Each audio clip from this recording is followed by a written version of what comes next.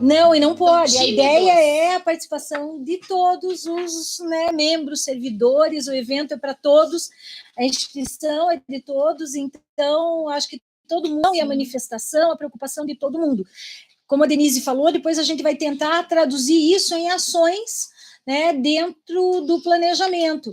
E, com certeza, enriquecerá muito o debate e a contribuição de todos vocês. Não só quem está aqui presente junto com a gente, mas também quem está nos assistindo via web. Então, todas as sugestões são super bem-vindas. Para quem não estava assistindo desde o início, a gente estabeleceu 3 ações, inicialmente, né? 3 ações, objetivos estratégicos, pelo Centro de Apoio da Criança, Adolescente e Educação, mas para o início dos debates, né? A ideia é pegar, assim, e acolher as contribuições dos colegas para fazer um desenho que seja o desenho mais democrático possível. A opção metodológica em indicar poucas ações foi justamente por priorizar uma atenção de atendimento na prevenção, na estruturação de rede, na prevenção, pensando de que a gente precisa ter um foco mais específico na atuação, depois na execução desses nossos projetos e programas, e sem perder de vista que a gente vai ter eles sendo executados pelas promotorias nas suas pontas. Então, com as dificuldades todas que uma enormidade de projetos acarretaria para que houvesse essa adesão.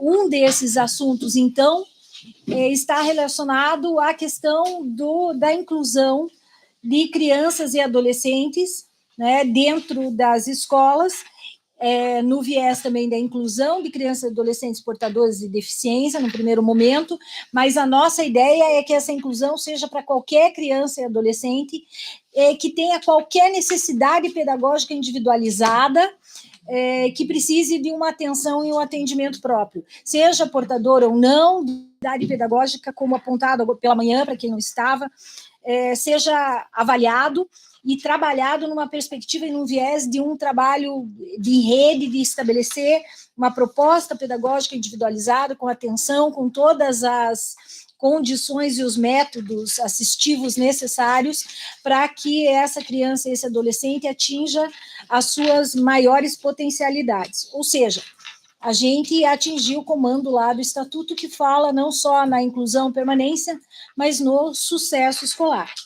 E aí a gente tem a honra de trazer o nosso colega de Cascavel, doutor Luciano Machado de Souza, que eu sou uma grande admiradora do trabalho dele, ele é um batalhador da área da infância, um apaixonado pelo tema, uma mente crítica brilhante, que sempre nos traz pontos e questões assim extremamente cirúrgicas para refletir.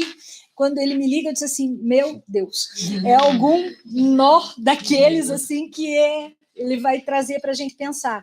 Então, eu agradeço a disponibilidade do colega, o engajamento aqui no nosso evento, e vou deixar vocês com ele para que vocês possam ter a noção do quanto ele é brilhante, do quanto ele é assertivo, do quanto ele é uma mente muito apurada em relação às questões da infância.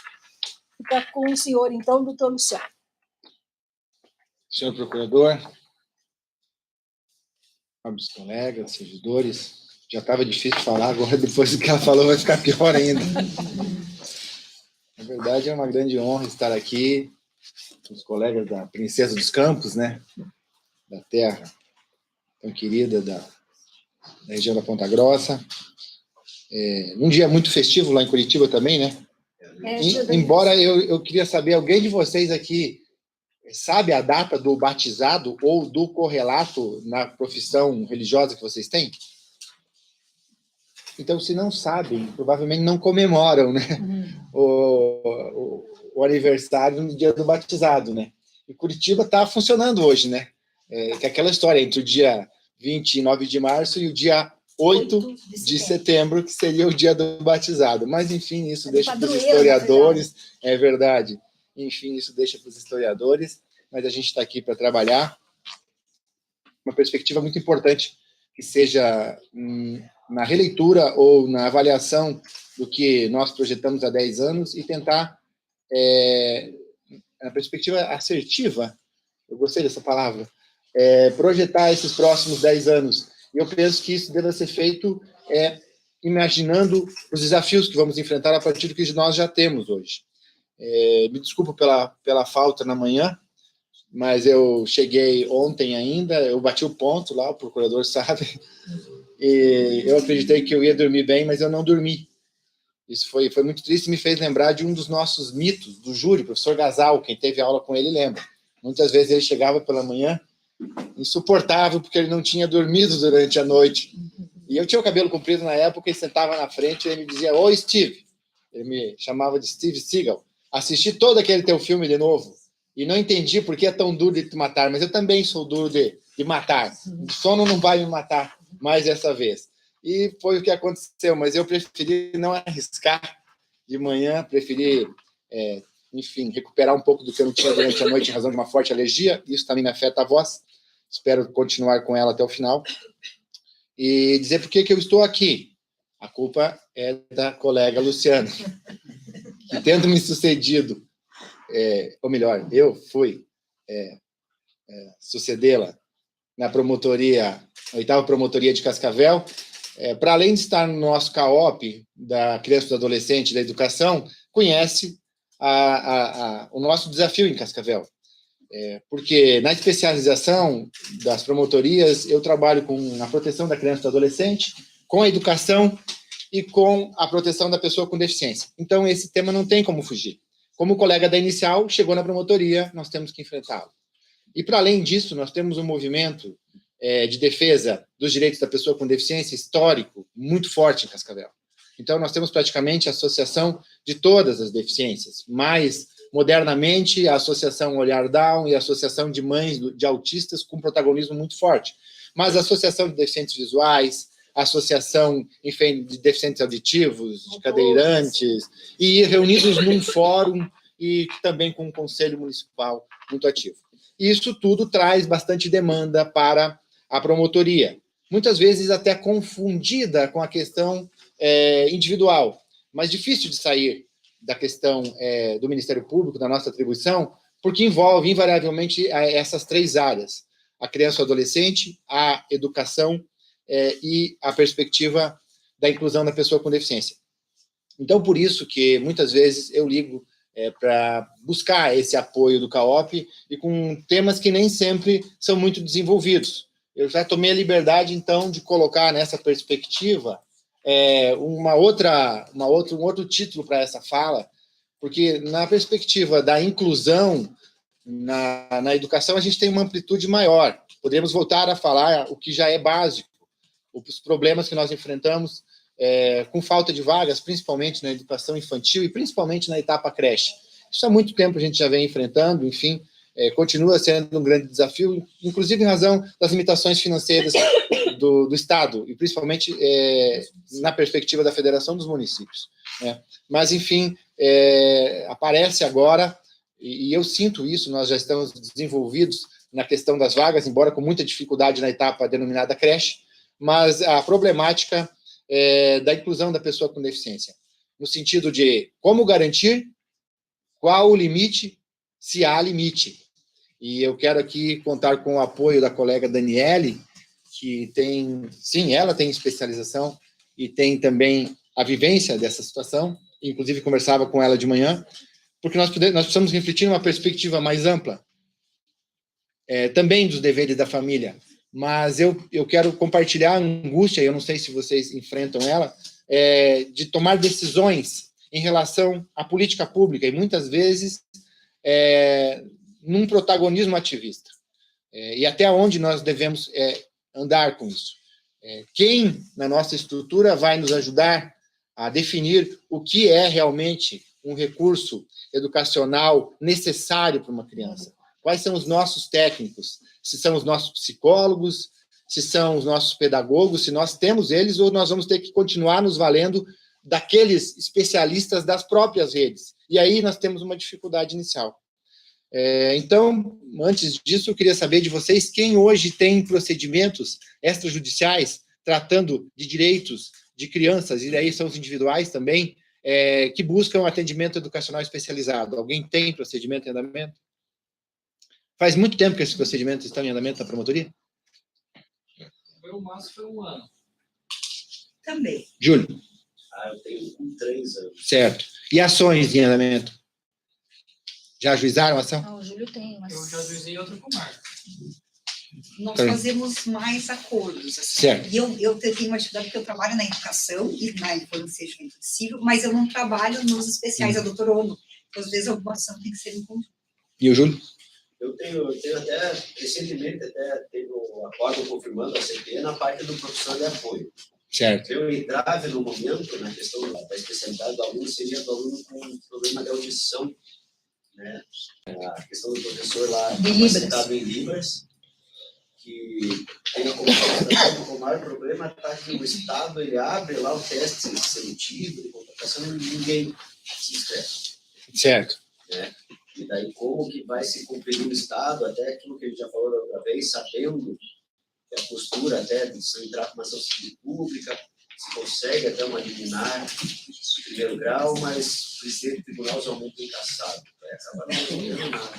Tá, eu vou procurar o quanto possível fazer nesse diálogo, porque, seguindo a sugestão da Luciana, eu vou fazer um apanhado geral aqui do que nos leva a trabalhar nessa perspectiva. Então, eu vou dispensar os marcos internacionais, mas eu vou colocar a perspectiva da igualdade, que implica na inclusão, e no que seria o atendimento educacional especializado desde a Constituição. Então, nós temos vários momentos aqui, tratando no plano constitucional e depois jogando para a legislação inferior, e também a questão das responsabilidades dos entes federativos. E, basicamente, na nossa perspectiva, vai afetar a rede estadual de ensino, seja na parte específica da rede estadual, ou quando os municípios aderem ao sistema estadual de ensino, e os municípios que têm sistema próprio. Então, nós temos, lá em Cascavel é isso, próprio, né? Nós temos um sistema próprio. Então, o teu tem sistema próprio, Júlio? União é sistema próprio ou não? Faz adesão ao sistema estadual? Faz adesão ao sistema estadual. E aí, no final, eu vou mostrar que o problema fica maior para quem tem sistema próprio. E quando a gente consegue avançar no sistema próprio, e depois, quando faz a migração para o sistema estadual, ou para a etapa de ensino da rede estadual, o que acontece? Então, aqui, basicamente, é a questão do atendimento que está previsto constitucionalmente, e uma palavra que eu destaco é o preferencialmente, porque é uma outra problemática que nós temos enfrentado.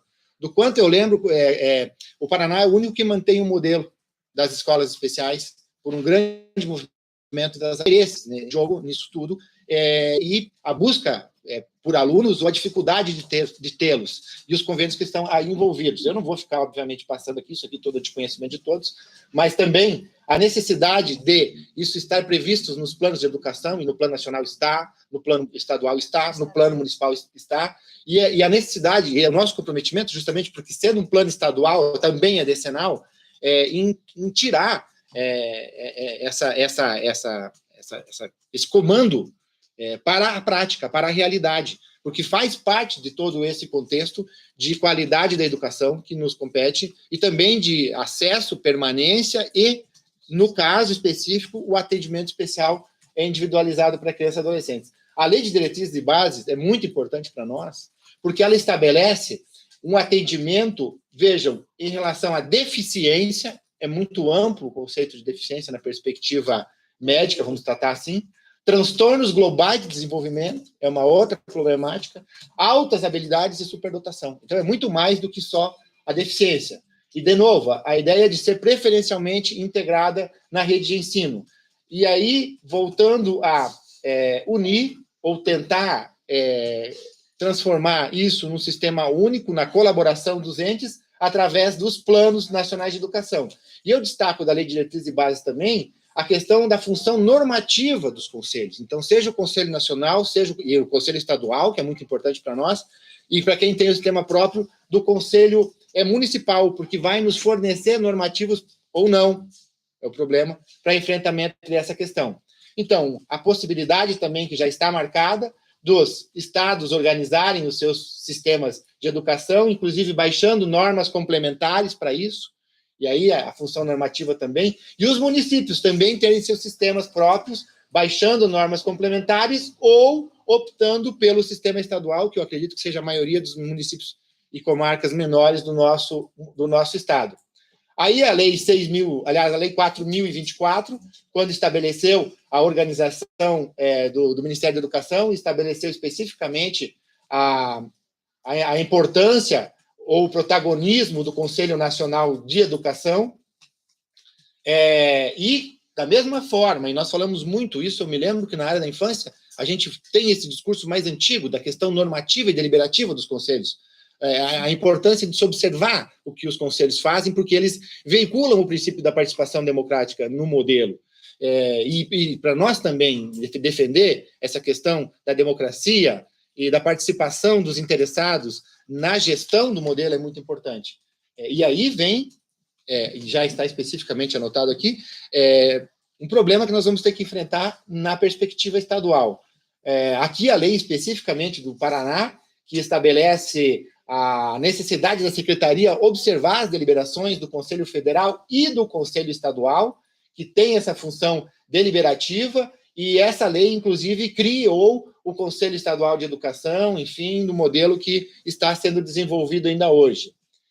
A Lei de Diretrizes e Bases também estabelece e vai fazer a informação do que se trata da educação especial, e volta a repetir que se trata de deficiência, um plano muito amplo, portanto, um conceito muito amplo, transtornos globais de desenvolvimento, altas habilidades e superdotação. E mais do que a perspectiva específica educacional, os serviços de apoio que essas crianças e adolescentes precisam, muitas vezes, para permanecerem no ambiente escolar, e eu destaco, porque isso nos serve muito, a peculiaridade do sujeito que necessita do atendimento educacional especializado e dos serviços de apoio. E veja, ainda vai além, possibilitando que o atendimento seja feito em classes, em escolas ou serviços especializados para condições específicas do aluno, inclusive quando não for possível, e aqui é muito importante, o atendimento nas classes comuns do ensino regular, e aqui vem a possibilidade, de criação de ambientes especiais para atendimentos de especificidades. É o que a PAI ainda faz, mas alguns municípios já estão trabalhando com escolas para deficientes visuais, deficientes auditivos, e agora em Cascavel, na última semana ainda, veio uma notícia de movimento da comunidade interessada junto com vereadores, de um modelo que já existe no Rio Grande do Sul, que seria uma escola clínica para autistas.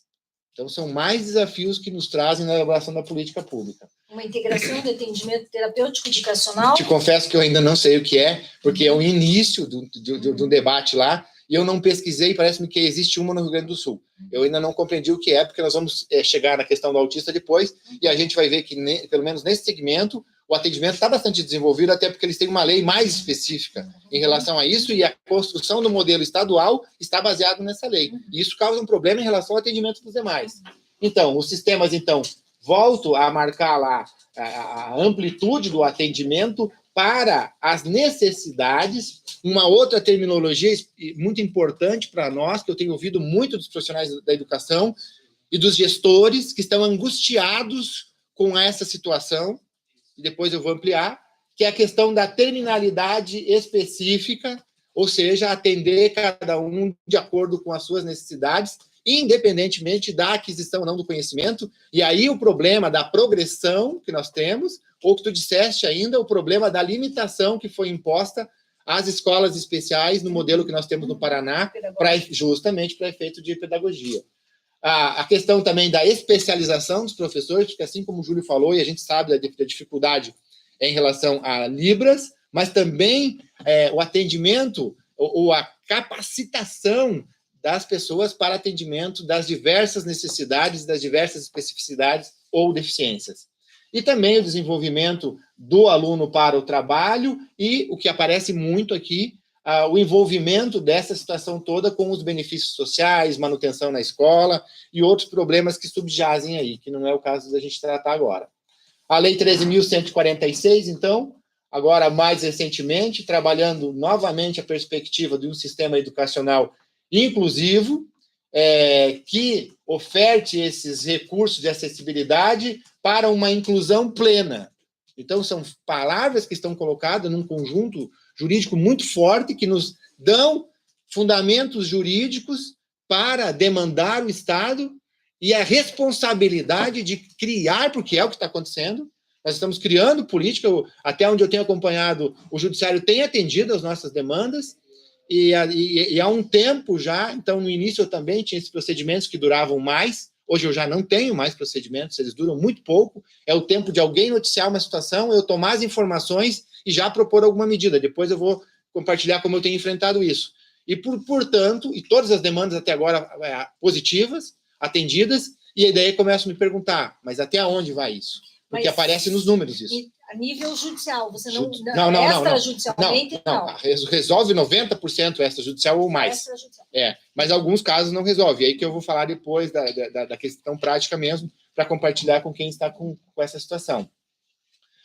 De novo, projeto pedagógico para um atendimento específico com adaptações razoáveis para garantir o pleno acesso ao currículo e a conquista da autonomia. São palavras extremamente importantes para a pessoa com deficiência, para a família, que não é essa outra perspectiva que a escola tem, por exemplo, de atingir níveis de índices de desenvolvimento da educação que hoje estão tão em moda ainda, né? O plano de atendimento educacional especializado, que eu comparo ao plano de atendimento individual, seja no sistema socioeducativo ou no sistema de acolhimento, cada estudante, cada aluno precisa de um plano para o seu desenvolvimento específico. Isso custa tempo de avaliação, tempo de projeção, tempo de revisão, enfim, tudo isso nós precisamos... Interlocução entre os diversos... Já vai aparecer um outro instrumento que está aqui na frente. Práticas pedagógicas inclusivas, aí o que o Júlio falou, os tradutores de intérpretes de Libras, os guias de intérprete, profissionais de apoio de maneira mais ampla ainda. E do Plano Nacional de Educação vigente, das estratégias, o atendimento especializado, complementar e suplementar, de novo, deficiência, transtorno de desenvolvimento, altas habilidades e superdotação, ele não limita, portanto, o atendimento para determinada situação. Estratégias de formação continuada para salas de recursos multifuncionais. Alguém tem problema com sala de recursos multifuncional? Demanda por isso? O Estado inteiro. A gente fez um levantamento no site também, no Hot Site também tem. Nós já o referenciamos por município. Mapearam. E daí também foi levantado do censo escolar quantas salas, do total de escolas, quantas tem ou não salas. Interessante para a gente definir a nossa estratégia. Exatamente, foi uma das demandas. Vai ser muito interessante para a gente trabalhar. Tem informação em Curitiba, né? Tem uma dificuldade muito grande, por quê? Porque são poucas salas de recurso para as escolas que nós temos. Então, é uma distância muito grande. Então, a criança mora numa região, ela estuda e a sala de recurso fica lá no outro bairro. Não consegue acesso, não consegue dinheiro para pagar passagem. Fora a questão depois do atendimento complementar, terapêutico, que também está todo espalhado pela cidade. Então, isso tem causado... Para vocês terem uma ideia, eu não tive nenhum procedimento nesses 10 anos de alguém que estivesse esperando sala de atendimento. Tinha uma questão incidental de um atendimento que demandava uma sala especial que foi feita pelo município para atender uma outra demanda. Então, era uma outra especificidade, um outro modelo de sala. Eu não tive esse tipo de demanda. A minha demanda está mais para o professor de apoio, de Libras também eu não tenho tido, exceto semana passada, que um professor pediu demissão e o Estado disse que não tem como repor, dessa perspectiva. Sim, pois é. Isso eu tinha, sabe aonde? Na UniOeste. Na faculdade a gente tinha muito disso. E numa atuação de empoderamento, mesmo tendo o procedimento em andamento, tramitando, eu propus e consegui convencer que as entidades interessadas, que nesse momento, até do quanto eu me lembro, a uma instituição que aderiu a um programa específico que está fazendo a maior formação de tradutores e intérpretes Libras do Brasil. há 3 anos, 2 ou 3 anos, também foi objeto de investigação por conta do modelo, da contratação, está formando em sistema de EAD, em vários polos, cerca de, se eu não me engano, 800 alunos ou bacharéis, tinha as duas possibilidades de ser bacharel ou de ter licenciatura plena para a questão de Libras. Então, é uma região que tem formação, mas também tem essa dificuldade, que eu imagino que possa piorar. Então, eu falo de um lugar onde muitas coisas já estão resolvidas. Então, talvez eu estou numa angústia de outras possibilidades que a gente já está vendo, mas nós temos que planejar para todos, né? De novo, volta a trabalhar o atendimento especializado, que não necessariamente no sistema comum, mas aqui o ponto importante é a avaliação, ouvidos à família e o aluno, para a formulação do plano individual, para ofertar, então, essa educação inclusiva e com professores especializados, profissionais de apoio ou auxiliares, tradutores, intérpretes, enfim, marco normativo não nos falta. Luciano, lá em Cascavel, é uma demanda que a gente tem muito forte quando a gente trabalha ali em Curitiba. Uhum. Essa oitiva da família tem sido feita na perspectiva da anamnese, da verificação com a família das condições, mas eu não tenho visto essas famílias trabalharem e serem atuantes na perspectiva do protagonismo em relação à definição das ações que vão ser feitas no planejamento pedagógico. Essas famílias só são objeto de investigação da avaliação pedagógica e não participam ativamente da proposta de atendimento pedagógico, que é uma orientação nossa, mas que a gente tem visto um desrespeito por parte dos municípios, né, e mesmo do Estado, né? A perspectiva, eles são objeto de investigação lá, né, da avaliação psicopedagógica, eles são ouvidos, eles são inquiridos para fazer a avaliação, mas eles não participam na elaboração da proposta de atendimento pedagógico dos seus filhos. Não sei como é que vocês em Cascavel, que têm esse protagonismo tão forte em relação à questão, né, dessa área, como que isso tem sido feito lá. Se você me permite, eu só quero terminar de problematizar, e daí eu vou tratar de alguns casos específicos que mostram muito bem essa problemática, inclusive dentro do que eu e a Dani conversávamos antes, do problema da família. Só me dê licença que agora eu preciso operar por aqui, porque eu não preparei lâmina disso. Eu vou trabalhar com 2 situações agora, que envolve a normativa, então, dos conselhos. Primeiro delas, a instrução aí 1/16 que está definindo o que é o maior problema hoje para nós, professor de apoio especializado, então algumas demandas estão nessa, porque aí coloca a questão do professor de apoio para estudantes do transtorno do espectro autista, justamente referindo à legislação específica. Então, por um lado, muitos comemoraram como sendo um avanço para o tratamento da pessoa com o espectro autista, mas isso já tinha na resolução anterior, mas, por outro lado, está nos trazendo uma limitação na fundamentação jurídica desse atendimento, embora o tribunal tenha confirmado, e várias decisões a gente tem conseguido, na perspectiva mais ampla, porque essa resolução revoga essa anterior, que é a 4/2012, que trabalhava justamente a perspectiva dos transtornos globais de desenvolvimento, que era aquilo que estava nos marcos anteriores. Então, nós temos marcos anteriores estabelecendo uma amplitude de atendimento, e no Estado nós temos, e o Estado implica para muitos, o sistema municipal também envolvido com isso, uma resolução que trata só do autista.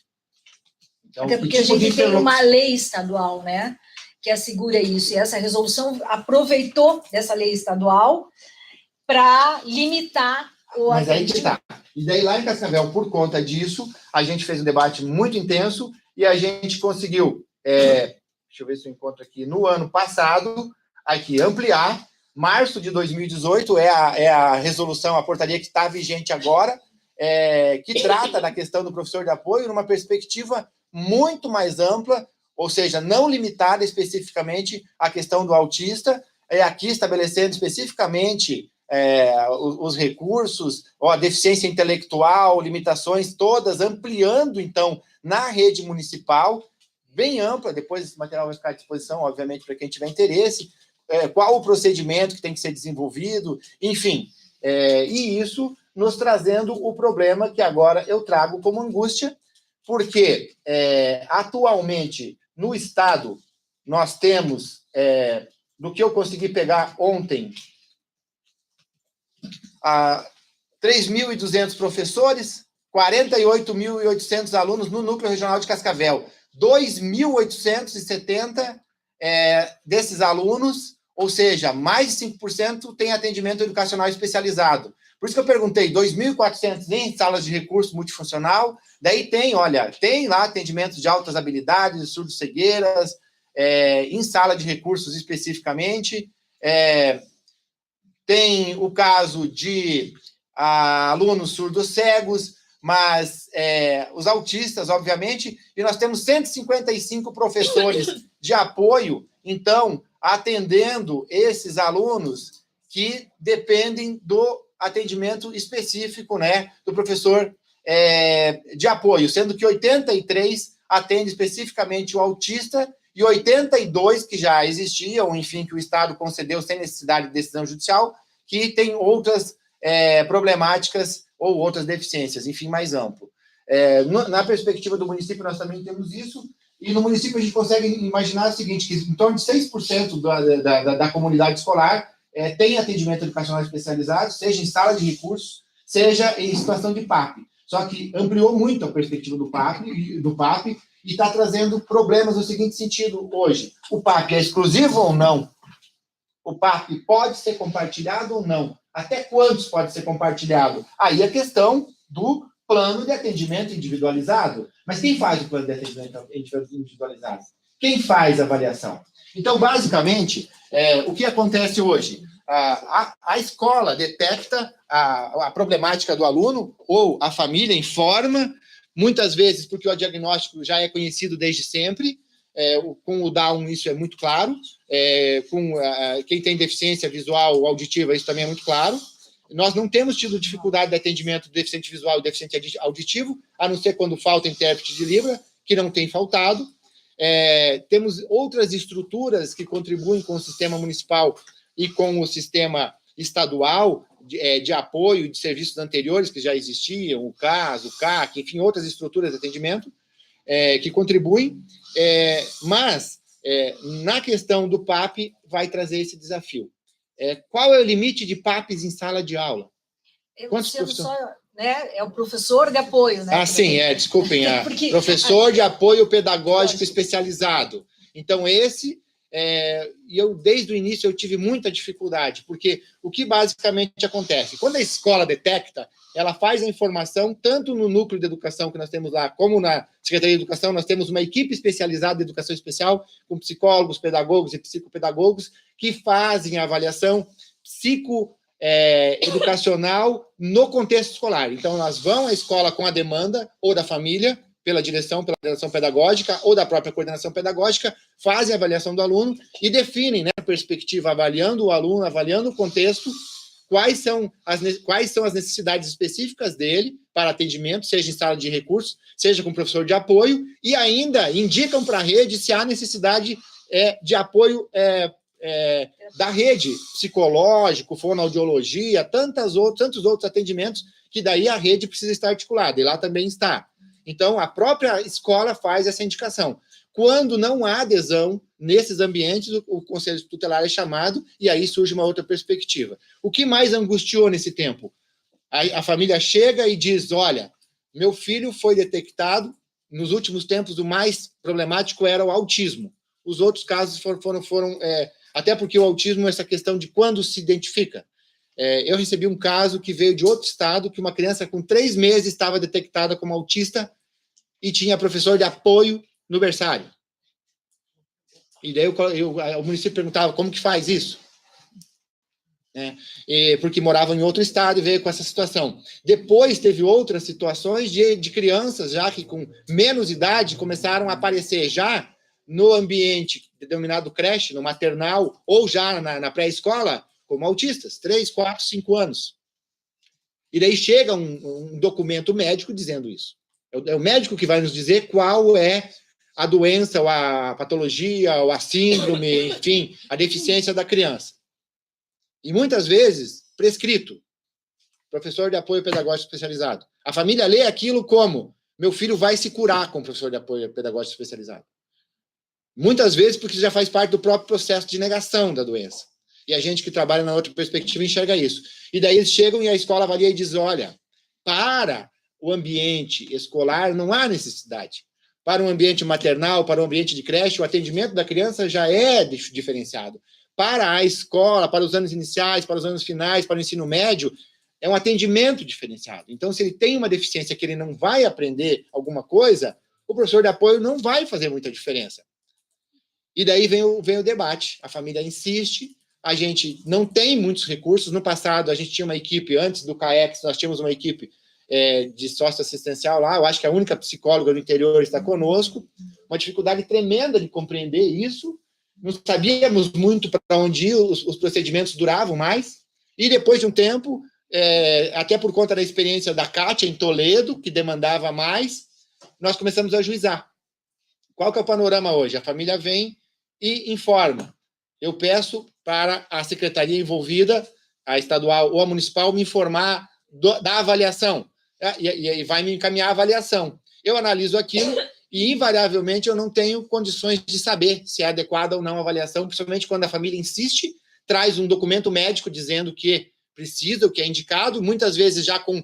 Isso eu peço, informações de psicólogos envolvidos no atendimento, porque uma criança que tem algum tipo de atendimento, que tem algum tipo de deficiência, enfim, síndromes, vai estar atendida em algum órgão da rede. Então, eu peço para o psicólogo, eu tenho um início de prova, e o que a gente tem feito já a partir do modelo de Toledo? Pede uma produção antecipada de prova para fazer uma perícia antecipada. Então, quando é contra o município, quem faz é o Estado. Quando é contra o Estado, quem faz é o município. Porque antes disso, eu fazia nos procedimentos extrajudiciais. Eu pedia e eles faziam, até que alguém se tocou lá que isso custava dinheiro e estava trazendo problema. E daí eles começaram a alegar que não tinham condições, que tinham muita avaliação, e começou a complicar. Então, já que eu precisava de uma prova técnica mesmo, eu já fazia em juízo, porque aquela prova já me valeria. Então, hoje, a maioria dos casos são decididos assim. Faz a perícia e já na antecipação de prova, o Estado ou o município, conforme a situação, já fornece, e não há necessidade, eu não tenho nenhuma ação de PAP, e não me lembro de ter ação de PAP. Agora começam a surgir outros problemas. Essa semana, ainda ontem, chegou um documento lá do município dizendo, olha, a gente vai fazer a perícia, só que a gente vai cobrar, porque o Estado tem que pagar essa perícia. Então, é o primeiro caso que apareceu. O Estado vai pagar? Vai pagar para quem? Para o município? Vai pagar para um fundo? Eu não sei, quem vai decidir isso é o juízo. Eu estou dizendo, começam a surgir outras complexidades. Mas o autor da ação é você. Ministério Público. Eu peço e agora que vamos discutir isso. Eu estou dizendo o primeiro caso, até agora ninguém pediu nada. E o que era uma problemática que os próprios técnicos me dizem, se fosse, e isso em instrução também já aconteceu, porque o laudo não esclarecia, trazia a linguagem técnica, mas não esclarecia a pergunta, precisa ou não do professor de apoio?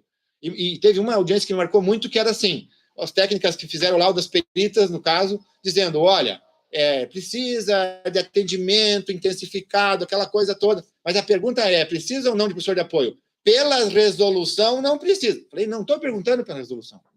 Eu quero saber do perito se precisa ou não. Precisa. Era o único caso em que o pedido era particular. E eu tinha dúvida, no caso, pela própria especificidade do aluno, se precisava ou não. E então, todos os que subiram foram confirmados. Só que agora começou com isso um outro problema que nós estamos enfrentando, que é o seguinte, a criança está incluída e durante o desenvolvimento dela, a doença ou a deficiência, enfim, a síndrome se agrava, ou ela aparece em determinada situação mais tarde, ou ela enfrenta comorbidades, desenvolvimento de outras situações, de déficit de atenção, de transtorno opositor, e daí traz uma situação de, aspas, insuportabilidade do ambiente de inclusão. Aí a equipe pedagógica informa, não tem condições pedir, porque não pode fazer a transferência administrativa por conta dos modelos, não pode sair, por exemplo, a partir do 9º ano e regredir para ir para o sistema de APAES, e nós temos uma escola especial educacional, umas 2 escolas, na verdade, que são uma da APAE fortes lá, e foram 4 ou 5 ações civis públicas, o Estado não contestou nenhuma, e todas foram matriculadas e estão na APAE. E eu acompanho esses casos por outros motivos, e realmente a criança que estava no ambiente, mesmo com PAP, e que não suportava o ambiente, tem certas crianças que não suportam, e a escola também fica com dificuldade em relação a isso, se desenvolveram muito melhor na escola especial. Então, a pergunta é agora, porque eu sei que há um movimento nacional e num dos recursos do Estado, numa outra ação que não era nossa, a gente estava no Confiscal, apareceu um recurso especial, que, pelo que eu li ali, é muito parecido com o de São Paulo, porque eles atacam essa manutenção do modelo que nós temos aqui. E nós já recebemos várias crianças e adolescentes de outros estados que chegam transferidas e chegando no nosso sistema, o sistema detecta. Por exemplo, tem uns 4 meses, uma criança foi integrada com uma tia, ela estava acolhida, ela tem síndrome de Down, ela tem 15 anos, e chegou na cidade, que não é nem Cascavel, uma das cidades da comarca, e a tia falou, ela vai para a escola, mas ela não faz absolutamente nada, ela não sabe nada, não tem condições de ficar. Recebendo o documento, a gente pediu a transferência, foi para a PAI, e numa outra audiência, porque o processo mantinha o acompanhamento de pós-reintegração dela com a tia, aparece a informação de que ela já desenvolveu uma série de outras habilidades, autonomia, porque no ambiente da escola especial ela tinha um atendimento especial, que na escola comum, ainda com o PAP, não dava conta.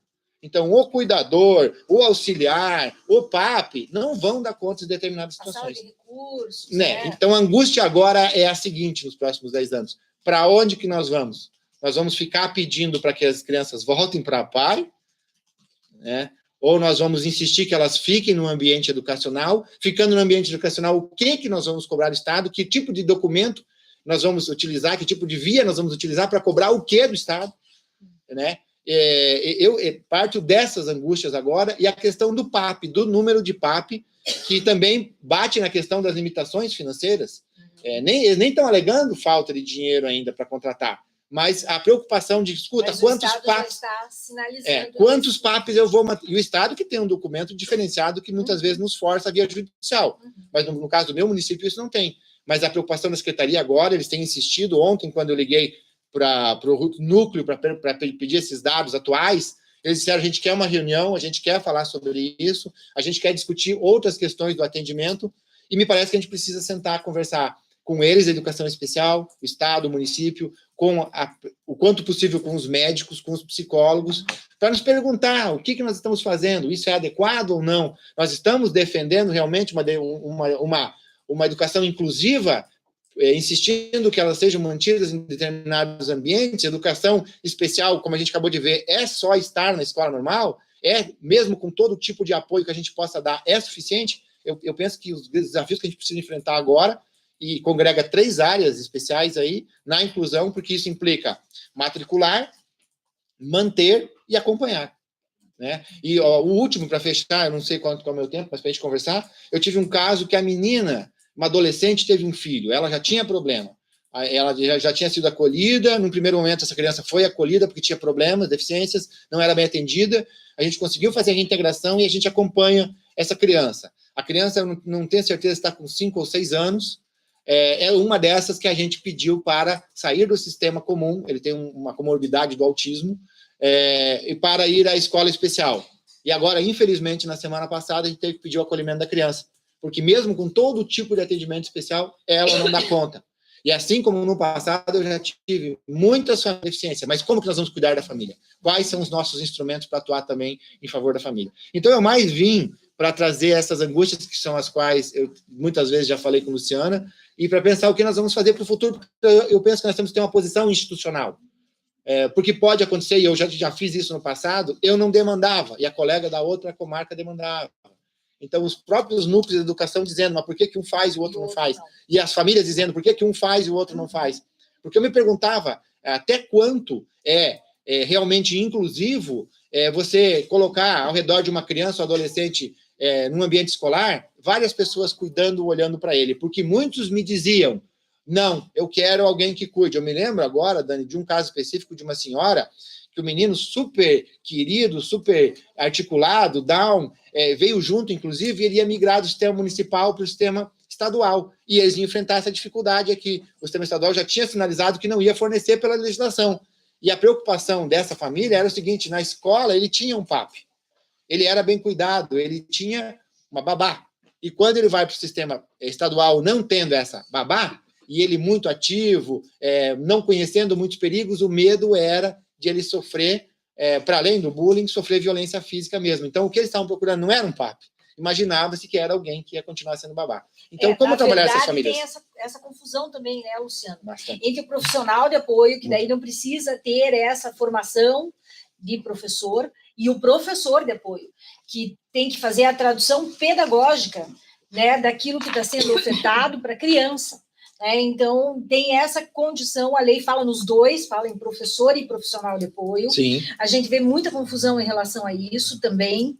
A gente sabe que houve, por parte do Estado, abraçou-se a causa também do professor de apoio para o autista, justamente por conta do perfil com que os primeiros crianças autistas entraram nas escolas. Eram crianças que acabavam tendo muitos episódios de violência. Então, a visão do Estado foi, vamos colocar um cuidador lá para que não aconteçam essas situações. Não houve uma preocupação efetivamente maior em relação às necessidades reais dessa criança, dessa família, do ponto de vista do desenvolvimento das suas potencialidades. E a gente vê um hiato, às vezes, entre o que as famílias querem, o que a escola entende por adequado e o que, às vezes, os médicos e a parte terapêutica quer também. Nós iniciamos uma conversa com o Conselho Regional de Medicina para que a gente possa fazer algumas ações, alguns seminários para aprofundar essas questões e trabalhar numa perspectiva de respeito, inclusive, em relação à condição técnica, porque o médico pode dizer do transtorno, da doença e das limitações que isso impacta. Mas a avaliação pedagógica é do profissional da educação. Então, veja... Ele não pode entrar nessa seara. Né? Esse ponto que você está falando, para mim, é muito importante, porque há muito tempo eu venho participando desse debate sobre conscientização, e a Secretaria Municipal, principalmente, não só, a própria Unioeste aderiu com capacitação, e eu tenho falado muito sobre os direitos de inclusão da pessoa com deficiência nesses ambientes. Isso me possibilita cobrar também o que vocês estão fazendo, como que vocês estão fazendo. Só que agora eles começam a chegar nessa perspectiva. Como que a família vem com a gente? Aí é aquela situação, não, a família também tem que ser encaminhada, na pior das hipóteses, foi o que aconteceu com esse menino que eu acabei de falar, vai para o Conselho Tutelar, se não adere, nos impõe outras ações. Mas na perspectiva médica é importante, porque uma entidade lá de mães de autistas que fez 2 movimentos seminários, esse ano já vai fazer mais um em relação a isso, está trazendo novos tratamentos, inclusive, de autistas, envolvendo uma série muito ampla. E essa situação que eu falei de ampliar a perspectiva, sendo que o autista é o que mais tem, do que eu já analisei, é diversidade de comportamento e atendimento. É muito amplo. Eu tenho um caso lá agora que a secretaria falou, doutor, vamos pedir PAP para esse menino, mas esse menino não tem problema, nem de relacionamento. Mas por que querem PAP? Porque está no estatuto do autista e está na lei que, se for autista, tem PAP. Veja que eu tenho um caso que eu despachei essa semana ainda de uma antecipação de prova, que a criança tem autismo e o Estado não deu. Aí, pedindo a avaliação específica, o único quesito da Procuradoria do Estado era acometido da síndrome do espectro autista? Mas que pergunta é essa? Porque já está respondida. E perguntar isso para o perito, que nunca é o médico, que é um psicólogo ou um psicopedagogo, para responder sim e se enquadrar na resolução. Então, tem algumas coisas que não estão compreendidas. O problema é quando o médico, o psicólogo diz para a família, olha, teu filho tem determinada situação, mas ele vai melhorar se você conseguir o professor. E ele vai no Ministério Público. E daí ele chega para ti e ele diz, o médico está dizendo, o psicólogo está dizendo, você é o promotor da educação, você é o promotor da infância, você é o promotor da pessoa com deficiência. Você não vai fazer nada? É essa angústia que eu tenho vivido lá.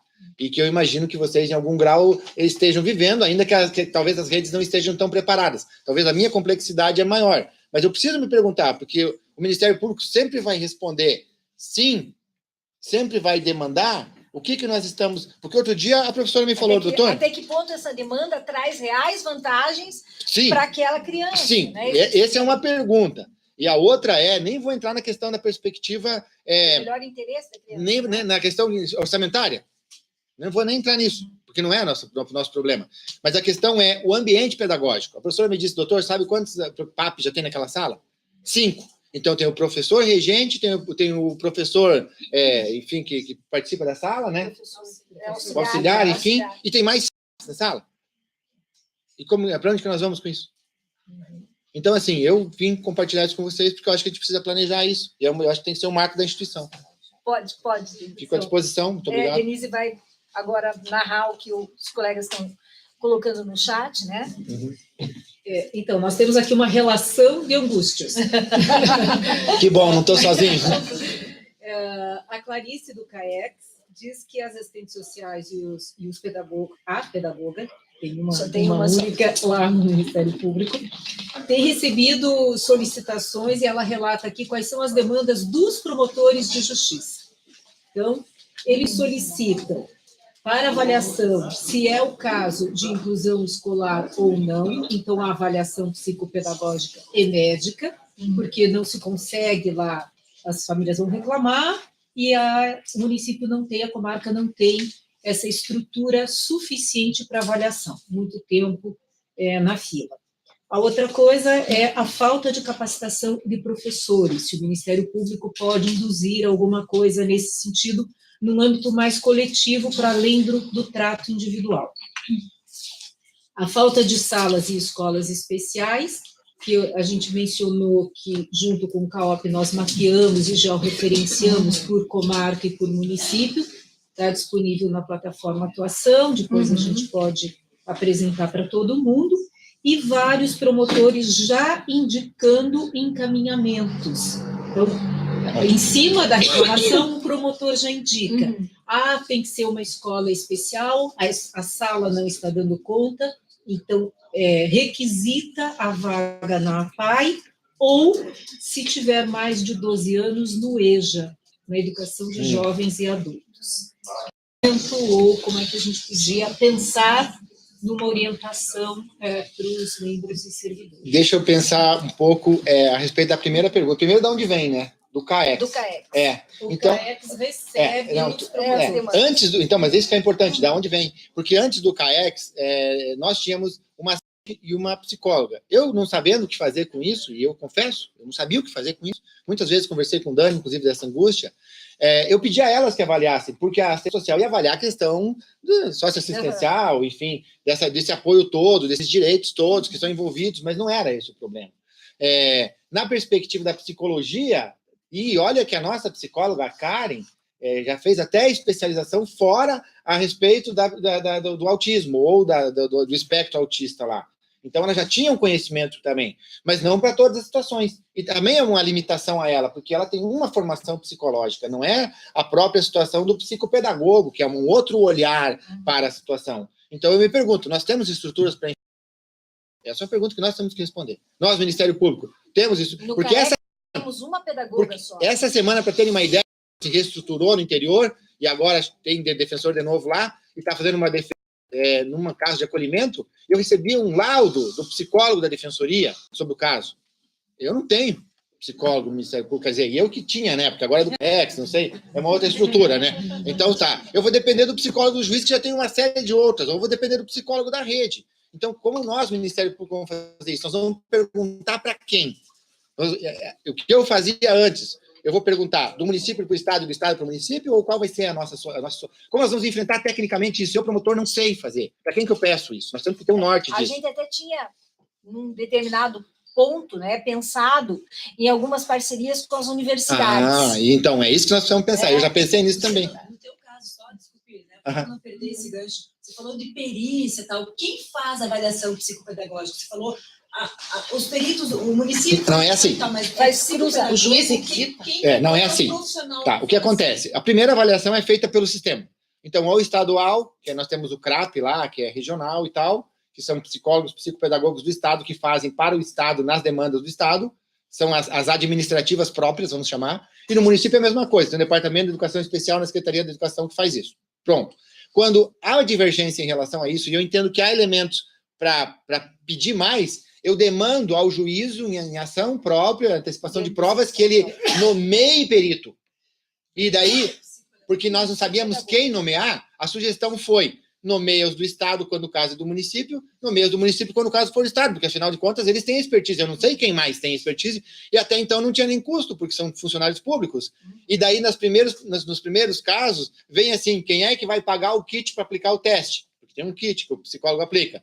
Aí a gente fez, em todos nós acordamos, já estava tranquilo, que quando é o município oferece o kit para o Estado aplicar e vice-versa. Agora é a primeira que eu trouxe para vocês, que o município falou, não, o Estado vai ter que pagar a perita, porque é funcionário público municipal que tem que fazer outras coisas. Quando vai fazer isso, o município tem uma despesa. Isso tem que ser arcado por alguém. Eu não vi ainda o que vai acontecer. O juiz que vai decidir isso. Não me perguntaram nada. Para avaliação psicopedagógica dos adolescentes, tanto de acolhimento quanto da área profissional, o déficit de aprendizagem, aprendizagem da série e tal. Uma parceria com as universidades. Para que façam, então, as avaliações psicopedagógicas desses adolescentes. Ótimo. E eu acho que eu sempre cobrei isso e cobro isso das instituições de ensino superior, até por conta da responsabilidade social. Agora se nós todos fizermos isso em conjunto como uma meta do planejamento estratégico, é uma coisa.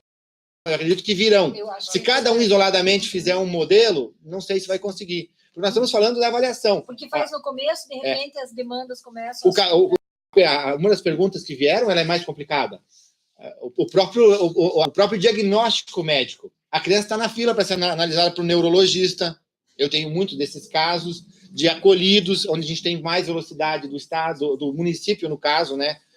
Então, aí nós vamos precisar o quê? Apoio dos colegas da saúde pública, apoio dos colegas da pessoa com deficiência, nós vamos ter que ouvi-los, porque a promotoria... Eu estou aqui, mas o CAOP, o que o CAOP está pensando no que eu estou dizendo? Nós precisamos ter uma política institucional, como que eles vão nos ajudar a tratar essa questão na parte que lhes toca, da saúde ou até dos colegas do patrimônio público, em determinadas situações relacionadas a esses convênios, enfim, algumas demandas outras que possam acontecer. Então, veja, é uma demanda maior. Por isso que eu penso que a gente precisa desses documentos que a gente vai elaborar aqui para saber quem vai nos ajudar. Deixa eu fazer uma pergunta para você, Luciano, da questão... mais uma situação, se fala do professor de apoio, dessa demanda toda e tal. O questionamento como é que está? Porque eu tenho um plano individual, que a Lei Brasileira de Inclusão, quer dizer, obrigatório, plano, adaptação curricular. Né? Em todos esses casos, porque não basta você pegar um professor de apoio e colocar, como você colocou, 5 apoios dentro de sala de aula, com 5 crianças com necessidades educacionais especializadas, se eu não tiver adaptação escolar. Então, quando a lei fala, a Lei Brasileira de Inclusão, ela não fala para todos a obrigatoriedade do professor de apoio escolar, mas ela fala de adaptações razoáveis. Então, nesses casos todos, paralelamente ao professor de apoio, a esse profissional que vocês estão colocando na escola, eu tenho um plano bem feito e eu tenho uma adaptação curricular para essa adolescente, adaptação de avaliação para essa criança. Os documentos que eu recebi, alguns casos que duraram mais, inclusive com apoio, teve 2 ou 3 casos muito específicos, muito difíceis, que as crianças tinham determinadas comorbidades que tornavam agressivas, e nem era caso de levar para a escola especial, então o procedimento administrativo acompanhava outras situações. No caso, ainda na época, o setor da psicologia nos ajudou em relação a isso. Isso é ponta grossa. Eu acho que é alguma comemoração. Comemoração antecipada. É um problema. Depois que desligar o microfone, eu vou contar uma história para vocês. Mas eu não vou falar que o microfone é aberto.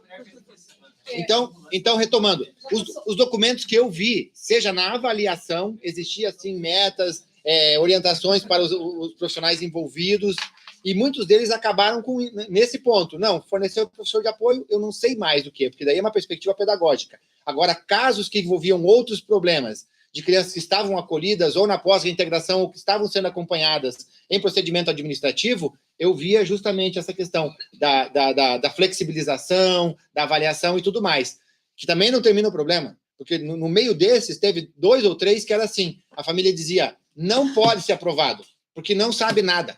Eu quero que você entre na justiça para impedir que seja aprovado, porque não sabe, ele tem que aprender.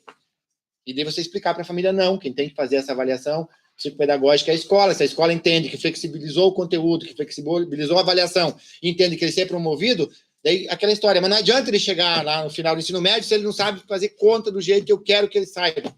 Eu tive... Os outros sabem. Não, mas você veja...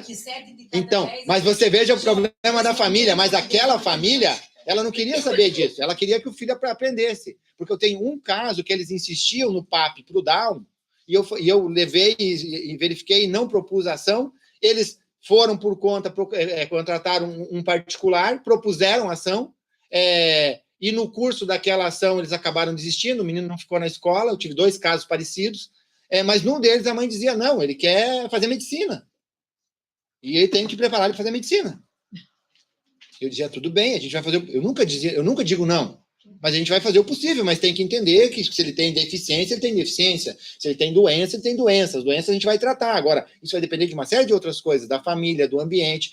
E os documentos que eu recebia mostravam isso, as formas de avaliação. Enquanto que eu tinha outros casos que por algum motivo foi retido, e daí vem o problema. Não, eu não quero que ele fique retido, eu quero que ele seja aprovado. Ele tem TDAH e ele precisa ser aprovado, inclusive contra as escolas privadas. Ele precisa ser aprovado. O Ministério Público é que tem que tomar ação em relação a isso. E eu sempre marquei muito que a perspectiva pedagógica, como ato administrativo típico discricionário, nós não podemos adentrar. Certo? E até então eu não tomei, mas do que eu tive conhecimento, havia sim todo esse empenho da rede. Mas a maioria deles você não consegue conhecer isso, porque a demanda termina quando recebe o professor de apoio, que é o mais grave. Eu não tenho problema com salas de recursos, porque para muitos basta isso, dizer, olha, tem tudo que é possível, inclusive professor de apoio. Se não aprendeu, é porque não tinha como aprender. Você está banalizando a existência, a obrigatoriedade do professor de apoio. E ele me pergunta. Deficiência ou dificuldade de aprendizagem que precisa do professor de apoio. E talvez até... exceção. Que tá. Que precisa de um plano de atendimento, da adaptação curricular e Isso. capacitação de quem o recebe. Um profissional de apoio é para um caso... Sim, justamente isso que eu tenho dito. Excepcional. Justamente. Jamais Mas o que acontece, Dani, o que é acontece e que a Secretaria de Estado tem apresentado para a gente é que o médico lá, neurologista, bambambam da cidade, prescreve lá que o menino portador de não sei o quê precisa de professor de apoio, precisa, inclusive as terapias ele vai fazendo. Ecoterapia, não sei o quê, não sei o que lá, tudo na avaliação médica, adentrando em outras áreas que não são a psicologia, né? Então, pois é. Então, isso tem acontecido. Tem acontecido situações até que o próprio Conselho Regional de Medicina tem preocupação de associação entre alguns profissionais médicos de determinadas áreas com escritórios de advocacia que já vão pleitear judicialmente esse tipo de atendimento. Então, a ideia é que a gente possa fazer uma discussão mais ampliada, trazendo os conselhos de classe, para que haja, dentro dessa visão interdisciplinar, um consenso do limite do respeito de cada expertise na sua área, né? Porque isso cria nas famílias uma falsa...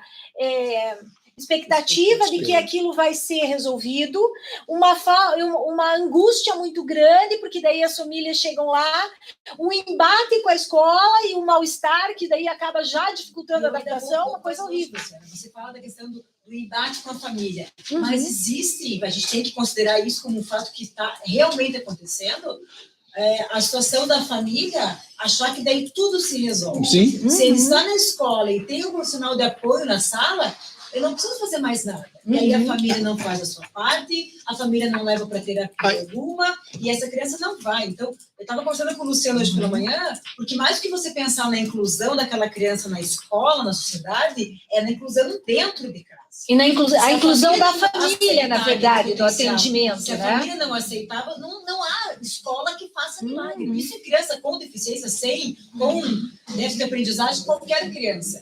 O que a gente tem muito comum nessa área é exatamente isso. É você imaginar que uma criança que tem, né, falando do síndrome de Down, que é a minha área que eu tenho especialização, que uma criança com síndrome de Down que não faz fono, terapia, psicopedagogia, que somente a escola pode ser um gênio de um profissional de apoio, a professora pode ser a professora, ela não vai conseguir acompanhar a escola. Então, a gente precisa falar mais do que na inclusão, tem um todo nessa história que começa... Então, a gente quem tem a atribuição plena, ou eu que tenho a atribuição que compartilha essas áreas, enxergo isso. Mas você que falou, alguém falou, que o colega que já tem uma atribuição dividida, talvez já não consegue enxergar nesse todo. E a gente tem que tomar outras medidas, que foi o que eu falei desse menino. Chegou no limite, teve que acolher. Mas antes foi feito muito para ele ficar, mas não deu conta. Então já entramos numa outra área. Mas para entrar, antes de entrar nessa área, a gente precisa focar na nossa questão, que é essa educação inclusiva. Ela tem limite ou não tem? Com quem que a gente vai conversar para compreender esses limites? Porque isso tem que marcar a nossa atuação. Sim. Porque eu estou sentindo, do outro lado, os sistemas bastante pressionados em relação a isso. Aquela que tu acabou de falar, é autista? Ah, tá na resolução. A gente nem pergunta se precisa ou não precisa. É autista. Formal, daí faz a avaliação e diz não precisa, porque apesar dele ser autista, ele tem autonomia, ele tem, daí, demanda judicial. Então, eu já peguei demandas privadas e até da defensoria que eu manifestei contrário. E foram acolhidas as manifestações e os recursos não foram providos. Porque era esse sentido. Compreendia o médico que havia necessidade ou que bastava estar elencado que aquilo dava direito líquido e certo, teve até mandado de segurança, líquido e certo ao apoio, como se fosse resolver todos os problemas. E muitos deles na perspectiva que tu falaste. Forneceu o professor de apoio? Bom, agora não importa mais. A gente tem professor de apoio, se deu, deu. Se consegue, consegue. E não é assim. Eu não envolvo os médicos nisso. Eu só preciso que ele me diz qual é a patologia, qual é a deficiência, enfim, qual é o problema. Eu recebi uma que eu participei da instrução, elencou como testemunha o médico que tinha feito atendimento no sistema público. Mas, enfim, foi levando e tal. Era uma ação privada, né? Aliás, o Estado estava no outro polo e o Estado querendo descobrir isso. Enfim, para resumir, o médico falou: eu não posso receitar professor de apoio, eu indico, porque a gente tem, pela formação, que pode contribuir, mas eu não posso fazer esse tipo de prescrição médica. Na audiência, eu ainda perguntei, mas então por que vocês colocam isso? Ele falou, porque a gente faz de tudo para ajudar. A gente tenta fornecer todos os instrumentos que a família possa buscar a condição. E isso gera a angústia da família. Exatamente. E traz para o Ministério Público, é o último dessa luta, porque a maioria também não conhece tudo isso que nós conhecemos, todo o sistema e tudo mais. Nas colocações, né, Denise? Nós temos mais duas questões.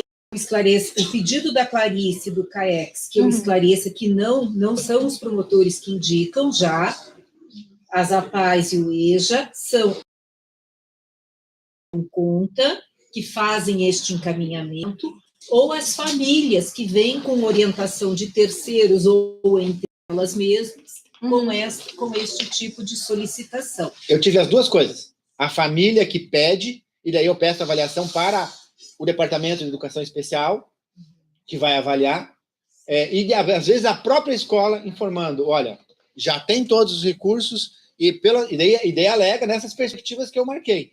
Não precisa, ele preferencialmente deve ser incluído, mas não precisa ficar só. Como há uma escola especial no Estado, que vai atender melhor a especificidade, o caso concreto, o plano individual, indica. Esse é o caso. Né? E o doutor Eduardo Monteiro, que é promotor da descentralizada lá no Boqueirão, parabeniza a exposição do doutor Luciano. Eduardo é meu amigo, não vale. A Administração Superior e o CAOP, pelo debate do tema, né, pela importância do tema, e também ressalta a necessidade do Ministério Público pensar na da possibilidade de ampliação das suas respectivas equipes técnicas descentralizadas e regionalizadas, e cita aqui os assistentes sociais, os pedagogos e os psicólogos. A gente agradece, né, o doutor Eduardo, que é um combatente, tá? Verdade. Na ponta, né, uma pessoa extremamente vocacionada, Verdade. extremamente sensível às demandas da sua comunidade. A gente está no momento de repensar a instituição. Verdade. Né, e é isso que exatamente esse evento pretende.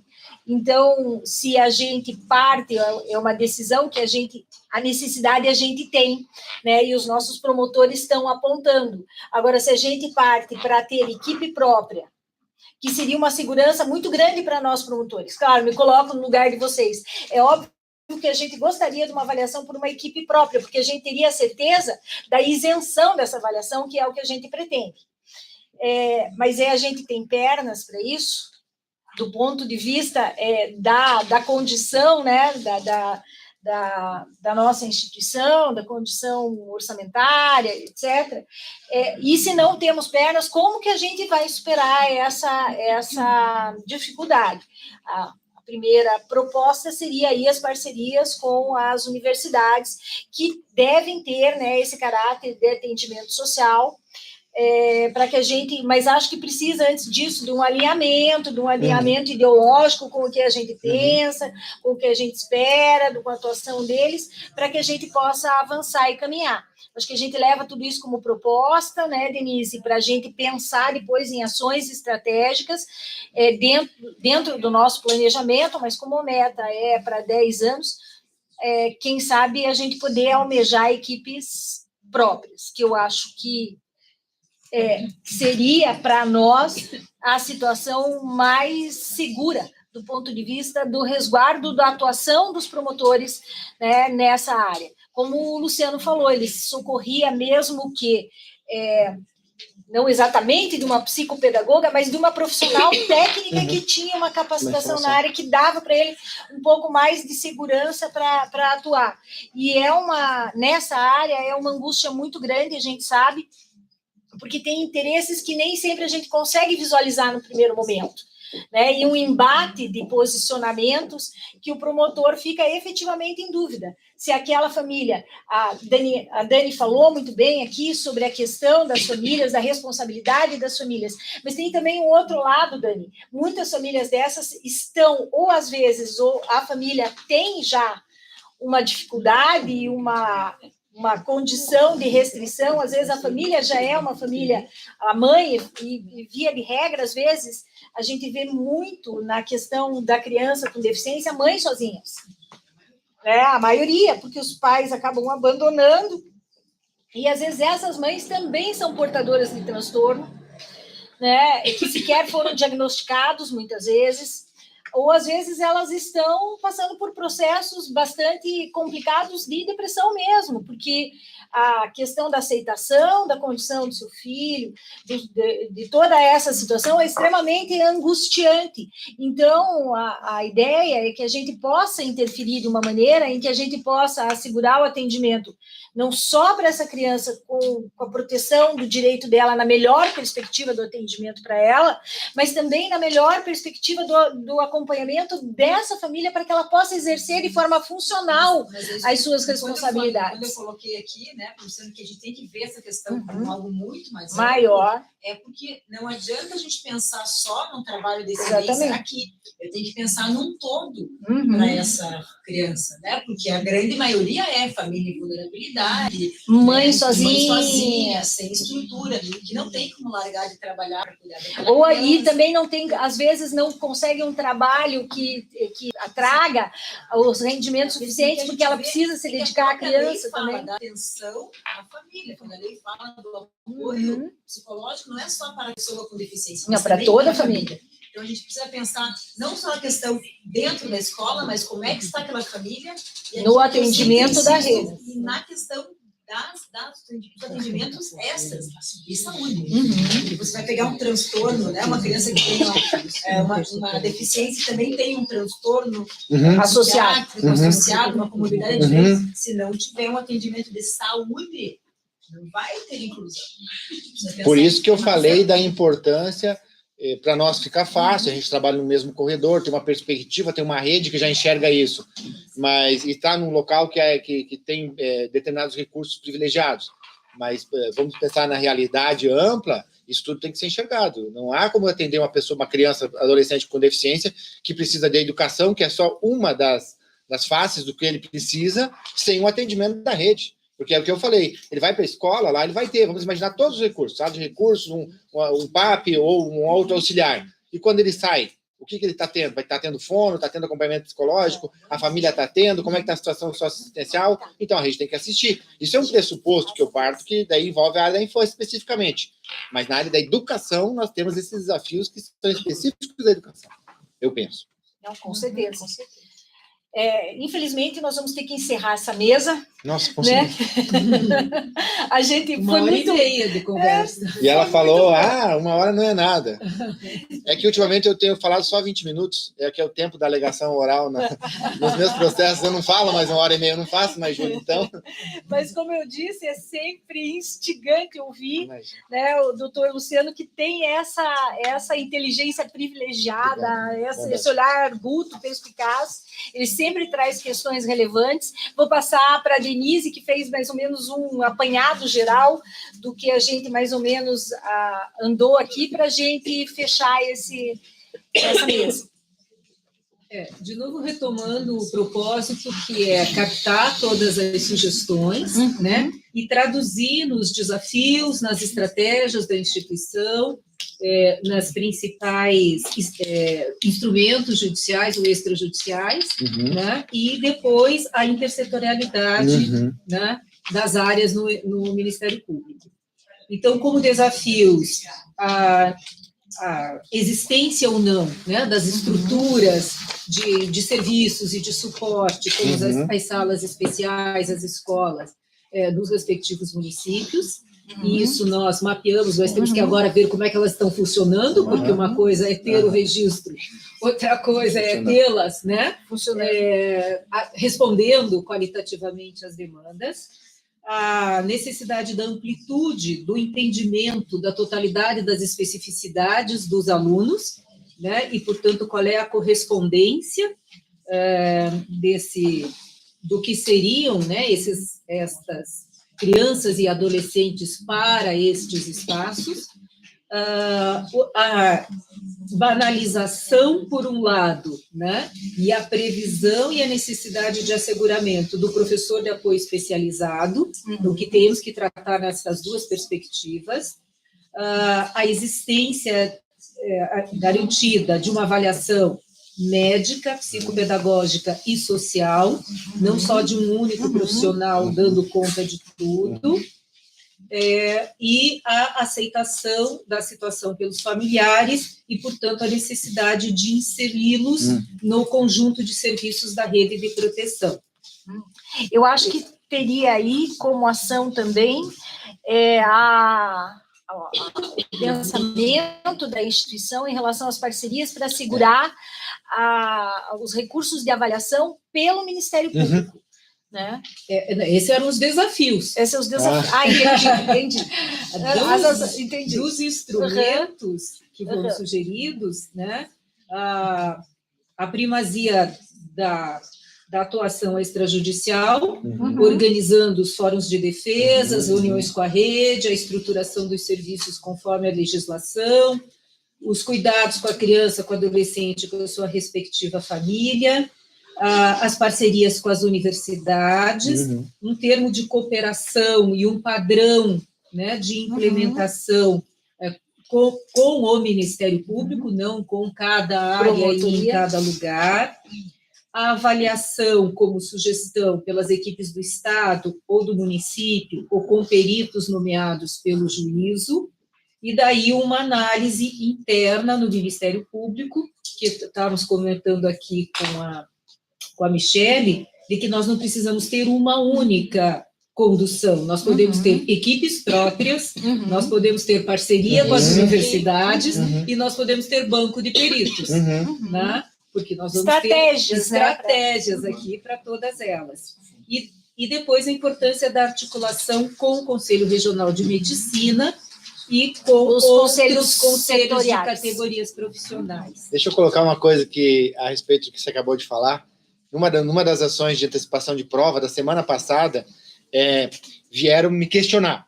A secretária, a gente tem muita liberdade, me ligou, eu preciso falar contigo. Eu falei, venha. Veio ela com uma equipe que eu não conhecia, e a pessoa começou a me questionar sobre uma das perícias. Eu falei, escuta, você não tem que questionar a mim. A perícia era do Estado, dizendo que precisava de professor de apoio. Eu falei, isso é no processo, tem que ser questionado no processo. Eu sabia que não era das procuradoras do quadro. Tem que questionar no processo. Não, mas eu falei, mas qual é a sua formação? Não, eu sou psicopedagoga e sou advogada também. Eu também atuo. Falei, pois doutora, mas a senhora sabe muito bem como é que tem que ser feito isso nos autos e tudo mais. E, enfim, acabou o horário, a gente tinha outra situação, acabei nem tratando de outros assuntos, mas eles foram. No outro dia aparece no processo uma petição discordando da perícia, pedindo uma nova perícia pela equipe do Ministério Público. Como se fosse possível a equipe do Ministério Público, mas por quê? Ao outro lado, a confiança no nosso trabalho, de tudo que já foi construído, seja em relação à rede, em relação a isso. Tipo, não, nós precisamos de mais. Porque nesse caso dizia o seguinte, é autista, sim, mas ele tem todas as capacidades, as habilidades e a autonomia necessária. Não é só porque é autista que precisa. Aliás, esse é um debate que a gente precisa fazer, eu acho, não sei como, nem sei se é adequado, mas eu faço com o meu Conselho de Educação, conversar com o Conselho Estadual de Educação e perguntar se nós vamos manter esse modelo normativo aí. Porque ele é excludente. Essa história da escola especial, ela não está bem clara, né? E tem muita gente que combate isso, que é radical até. Sim. Mas eu me pergunto se realmente o modelo de hoje, de colocar, né, o aluno com essas necessidades, se funciona para todos colocar ele na escola. E aqui a gente não teve tempo de entrar nisso. Exatamente. Né? Não, mas eu acho que a gente vai tem que pensar na resolução, que o que é a resolução faça a lei brasileira de inclusão. Mas é isso que eu estou falando. Exatamente. Questionar o conselho, e eu não sei se não seria caso tecnicamente fazer isso juridicamente, porque essa resolução do conselho contraria tudo. Então, judicialmente, eu sempre derrubo ela. Então, por que o Conselho de Educação fez isso e vai continuar fazendo? Ela é excludente quando ela prevê só para o autista. Mas veja, eu acho que eu não usaria nem esse tipo de argumento, sabe? Porque se a lei brasileira de inclusão, ela é uma lei federal, ponto. Sim, mas então que pelo menos... O que é inclusão, se a gente for ver assim, né? Inclusão é colocar na escola regular sempre.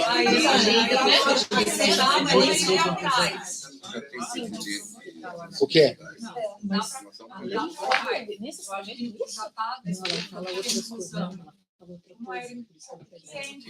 Ah, não.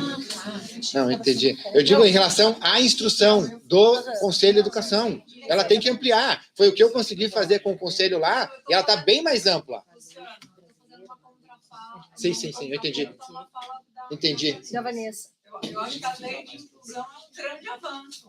Não, ela é um grande avanço, eu concordo, mas eu acho que o tempo que a gente tem na área da infância faz com que a gente tenha certeza que a amplitude de políticas de atendimento para todos os casos que necessitem traz uma condição de que esse atendimento possa ser individualizado e melhor feito nas situações de fato. Sim. A preferência é a inclusão, isso ninguém questiona, mas eu acho que a gente tem que ter sempre a perspectiva de ter uma amplitude de propostas de atendimento, senão a gente não acaba na inclusão excluindo. Veja, a manutenção do modelo de escolas especiais é uma coisa que eu imagino que sempre possa ser discutido. Agora, isso que você acabou de falar foi o que eu experimentei nesses 10 anos. Eu tenho 4 ou 5 casos que foram muito estudados e são muito evidentes de que a manutenção da criança ou adolescente no ambiente regular, comum, era prejudicial para ele, que ele se beneficiou de um outro ambiente, que não precisa ser só pai.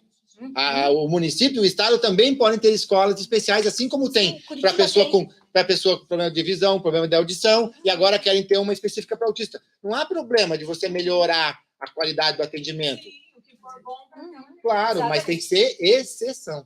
Mas é isso que eu falo, volto a falar da questão da exceção. Então, é muito mais, né? Eu só posso pensar em falar em redução na maioridade penal se eu tivesse dado àquele adolescente tudo que a lei... Isso mesmo, a metáfora é a ótima. situação de inclusão. Exatamente. A partir da hora que eu fornecer tudo que a lei brasileira da inclusão, que a Constituição e que as normas internacionais me dão de direito, né, para a defesa da pessoa com deficiência, se eu fizer tudo e comprovado está que esse tudo não adiantou, uma outra conversa. Ou que possa até causar sofrimento, né, Mas Dani? isso que eu falo, mas aí a criança é o foco. Sim, A sempre. criança é o foco sempre. O que é melhor para aquela criança. Então, o que eu acho que nesse momento está posto. Internacionalmente há inclusão e eu tenho por obrigação, enquanto Ministério Público, lutar para que tenha currículo, apoio, tudo aquilo que a lei determina. Nossa função é isso. fiscal da lei. Nesse momento, a posição do Ministério Público tem que ser favorável à lei de Sim. inclusão. Ampliar, inclusive. A exceção sempre vai existir em qualquer área do conhecimento. E eu nem falei de uns 10 casos que eu tenho lá, que as crianças e adolescentes estudam em casa, com assistência, com o professor que vai em casa, porque por algum motivo, algum trauma, tem uma que tá fobia lá, não me lembro qual que é a fobia do ambiente, não ia para a escola. Então, para superar a evasão escolar, fez a matrícula, fez a avaliação e entendeu que tinha que ser o atendimento domiciliar, e o professor vai lá tantas vezes por semana e atende no ambiente e faz a... É o SARé, então, né? que é o que você falou. Sim, é o SARé, né? O programa. É como faz para adolescente grávido. Exatamente. Então, Acidente. então desculpa. Vamos. Não, desculpa. Eu tenho que parar de falar. Depois, mas eu estava prestando atenção, tá?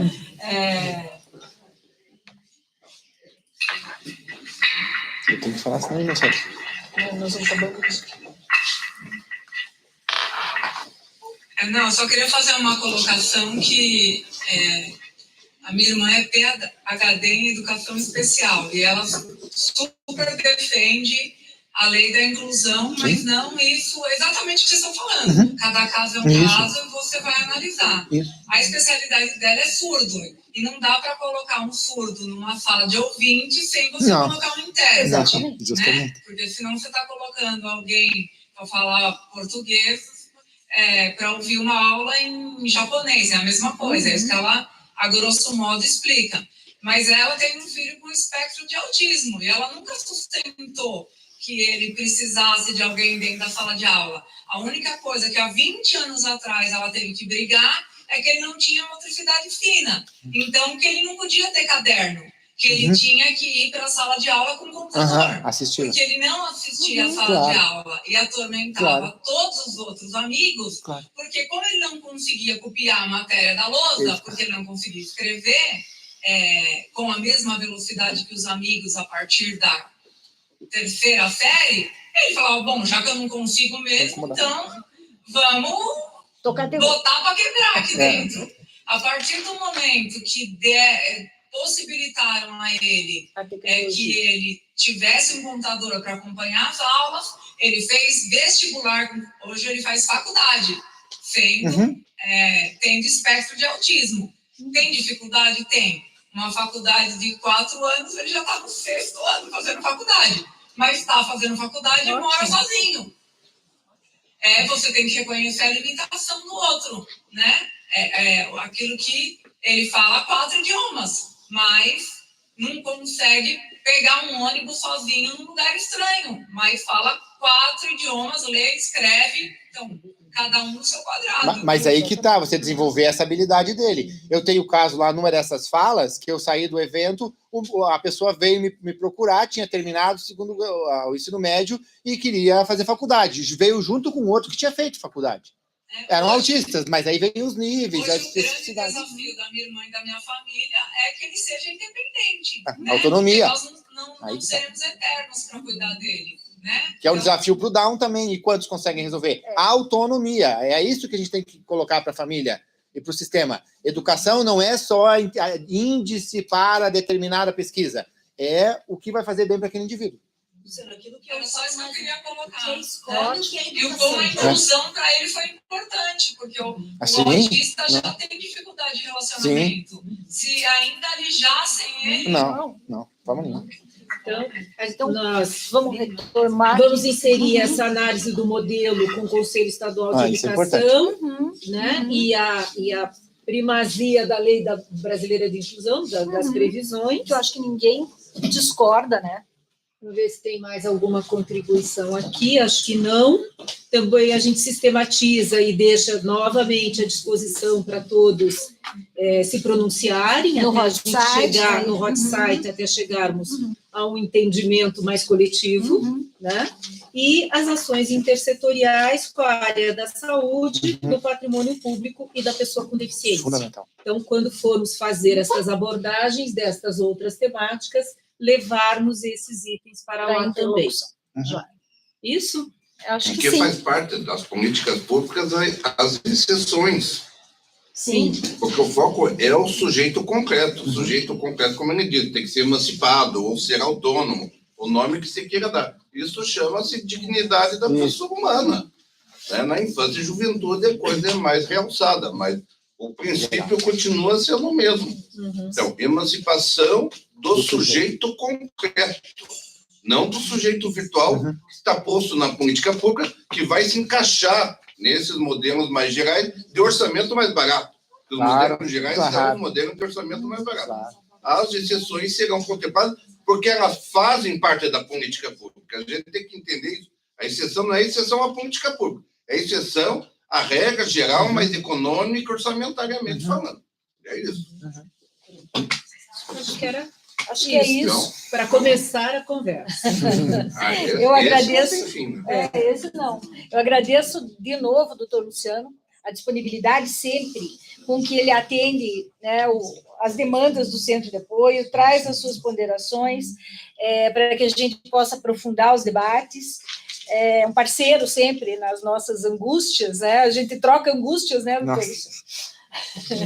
E é sempre um prazer ouvi-lo nas suas reflexões. Agradeço imensamente. Eu que agradeço a oportunidade, peço desculpas pelas limitações e pela forma, talvez que não tenha sido tão adequada, mas me faço feliz por estar aqui, primeiro, não foi fácil também. A Larissa está atendendo sozinha 3 promotorias, porque a Simone está de férias, e hoje é sexta-feira, né? Então a gente o bicho precisa pega disso. na infância. Imagina, né? Mas eu tenho certeza, a gente precisa fazer isso, e talvez mais um espaço de tempo menor, não só a cada 10 anos.